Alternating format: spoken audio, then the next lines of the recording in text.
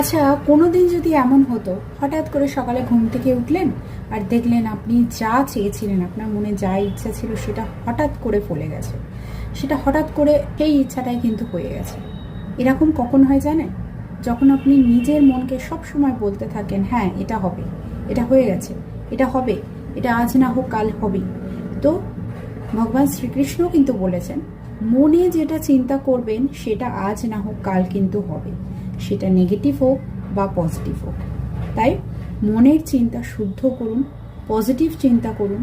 যে জিনিসে আজকে অসফল হয়েছেন, সফল হননি, সেইটা আপনি মনে মনে ভাবুন যে আমি আগামীকাল সফল হয়ে গেছি, আমি আগামীকাল সফল হবই। হতে পারে সেটা আগামীকাল হবে না, তো একদিন ঠিকই হবে। তাই মনে চিন্তা কিন্তু কনস্ট্যান্টলি আপনাকে করে যেতে হবে এবং সেটা পজিটিভ হওয়া যায়। ইতিবাচক চিন্তা হলেই তবেই আপনি সফলতা অর্জন করবেন। হরে কৃষ্ণা, রাধে রাধে।